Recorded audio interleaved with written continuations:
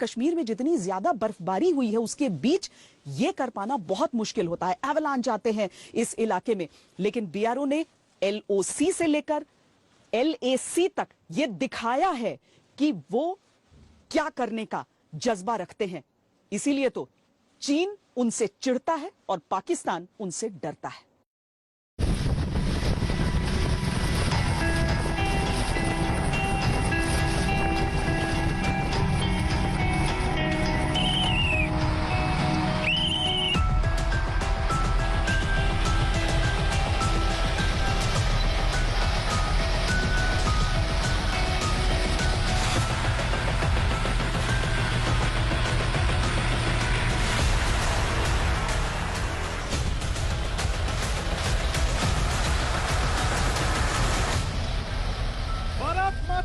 जय भारत माता की जय भारत माता की जय। इस साल बर्फबारी ने कश्मीर में 55 साल का रिकॉर्ड तोड़ा है और इसी साल दुश्मन देशों की चुनौतियों को देखते हुए बीआरओ ने यह प्रण लिया कि किसी भी कीमत पर, किसी भी चुनौती के सामने इन पासेस को बंद नहीं होने देंगे जो हमारी सीमाओं को जोड़ते हैं।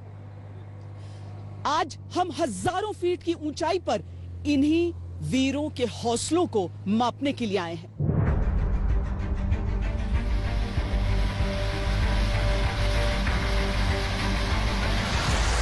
गर्मी के महीने होते हैं उसमें निर्माण के काम को बेहद तेज रफ्तार से आगे बढ़ाना, और जब इस तरह का मौसम हो जाता है, चूंकि हमारे जो सरहदी इलाके हैं, लाइन ऑफ कंट्रोल हो या लाइन ऑफ एक्चुअल कंट्रोल हो, बहुत ऊंचाई, बहुत हाई ऑल्टीट्यूड और बहुत ऐसा ही मौसम, आपको विषम परिस्थितियां रहती हैं। तो ऐसे में जो बीआरओ है वो एक लाइफलाइन के तौर पर सेना के लिए भी और सिविलियंस के लिए भी बीकन यहाँ पर कश्मीर में हम समझे उसकी जिम्मेदारियां रहती हैं। सर, हम लोगों की यहाँ पर जो जिम्मेदारियां हैं बीकन की वैली में रोडों का निर्माण करना के लिए,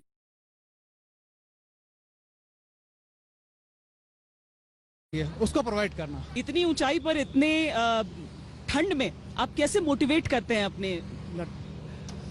इस ऊंचाई में अगर यहाँ के लोगों की अगर हम हेल्प कर सकें, इससे अच्छा मोटिवेशन हमारे लिए क्या हो सकता है। अगर हम देश की रक्षा में जो जवान आगे तैनात हैं उनकी सेवा कर रहे हैं, और हमारे जो अपने जम्मू कश्मीर के जो निवासी हैं जो तंगधार या कैरन सेक्टर में रह रहे हैं या किसी भी ऐसे एरिया में रह रहे हैं जिनके लिए हम किसी भी तरह से सहायता प्रदान कर सकते हैं। आप देख रहे हैं मेरे पीछे एक एम्बुलेंस जा रही है, एंड अगर हम ऐसे लोगों की सहायता कर सके जो बीमार हैं और इनको फंसे हुए हैं यहाँ पर, उससे ज़्यादा मोटिवेशन की बात हमारे लिए क्या हो सकती है। आमतौर पर क्या होता है कि इस तरह से जब बर्फ से रास्ता भर जाता है तो क्लियरेंस के बाद एक तरफ की ट्रैफिक को इजाजत मिलती है, लेकिन बीआरओ यहाँ पर बीकन अपनी तरफ से ये कोशिश करती है कि अगर कोई इमरजेंसी है तो उन्हें कांटेक्ट करके आप लोग फिर निकल, जैसे कि एम्बुलेंस उसी में शामिल हो। जब एवलांच वार्निंग यहाँ पर काफ़ी रहते हैं, ये एवलांच प्रोन एरिया है, और जब भी लेकिन हम जब भी हमको ऐसी कोई कॉल आती है कि कोई स्टैंडर्ड पेशेंट यहाँ पर फंसे हुए हैं या कोई डिजीज बॉडी या डेड बॉडीज, बहुत बार ऐसा होता है कहीं फंसे होते हैं, तो हम लोग प्रिकॉशंस लेते हुए एवलांचेस को क्लियर करते हैं और अब जो यहाँ पर पेशेंट्स फंसे मदद करके उन्हें करने के लिए उनको आगे निकाल देते हैं।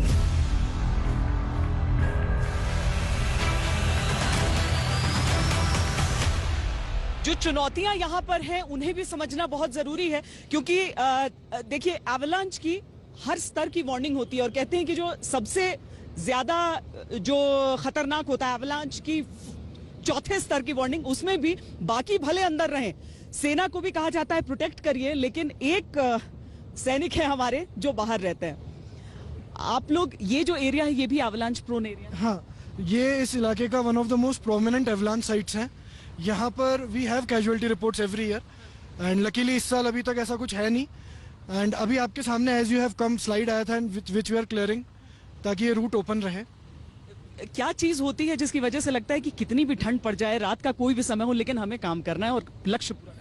हम लोगों को देश के जवानों के लिए जहाँ पे बॉर्डर पड़ता है, यहाँ पे डूबी है, ब्रिगेड भी है, और नियरली 1.5 लाख की सिविल पॉपुलेशन है, उनमें मेडिकल इमरजेंसी केसेस होता है, और हमारे जवानों के लिए बॉर्डर तक जाना हमारे देश की सुरक्षा की नज़र से हम लोग दिन रात मेहनत करके हम अपने रोड को ओपन करके रखते हैं।